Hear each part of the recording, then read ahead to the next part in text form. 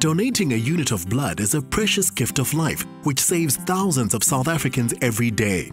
The donation process takes just 30 minutes, and the O blood group is the one most required by our blood banks, as this group is a universal donor, which means anyone can receive Group O blood. June is Blood Donation Month, and we encourage each and every one of you to donate if you match the donor criteria. With me now is Dr. Darren Green. He's an emergency medical practitioner from Panorama Mediclinic Trauma Unit, who's going to give us some insight into how the blood you donate is actually used to save lives in hospitals around the country. Welcome, Darren. Also helping us today are the lovely people from the Western Province Blood Transfusion Service, who's got me hooked up during the interview to see how easy it is to actually donate. I'm not going to look. Darren, I'm trying to pretend not to have felt that. Darren, can you tell us what is the most common reasons for blood donation in South Africa? Sure, I think in both the private sector and in the public sector, the most common cause is trauma-related, so car accidents and then obviously physical violence and trauma as well. That's normally the #1 cause. But there are thousands of litres of donated blood that are used for other causes as well.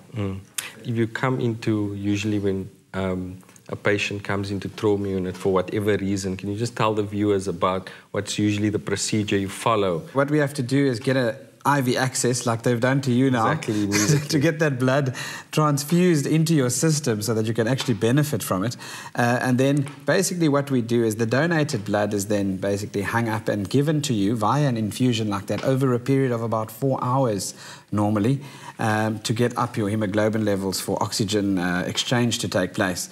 And then we use that a lot, and obviously people in heavy bleeding situations need a lot more blood. Then we transfuse the blood at a much quicker rate, even within 2 hours, for example. Can you emphasize as a working doctor why it's actually very important for people to donate regularly and how it can actually save lives? For sure. I see many people in need of blood, and specifically people that come in with heavy trauma. And if there's no blood available, we can't actually perform the job that we want to perform and actually save a life. 1 unit of blood can often save up to 3 people's lives.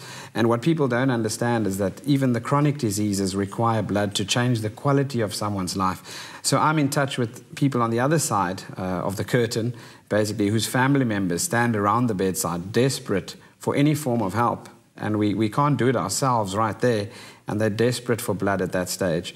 So seeing the uses of blood being actually put into operation is really valuable, and the gratitude that we see from people that benefit from it. A unit of blood can save 3 lives as it consists of different blood products. Whole blood is used in situations where there's major blood loss. Red blood cells treat anemia. Plasma provides antibodies, and platelets are used in cancer treatment. So Darren, people are actually very scared to receive blood. How safe is it to receive donor blood? I think if the person putting that needle in your arm is skilled, you shouldn't be too afraid, and normally they are.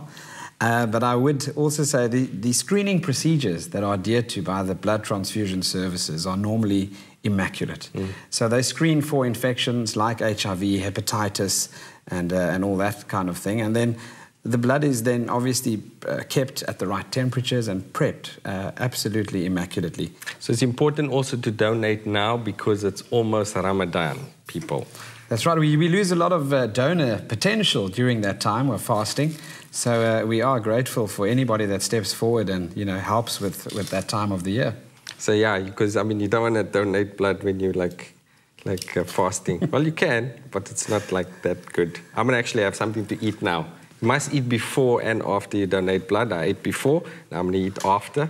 Everybody loves their mom's food. I don't know if I'll get my mom's food. But we have these fond memories of that special dish at family occasions, and you just know she'll make it for you when you visit. But sometimes mom's food needs a bit of a makeover, something to jazz it up a little and make it a little wee bit better. The editor of Fresh Living magazine, Justine Drake, shows us how to take an ordinary macaroni and cheese and make it extraordinary.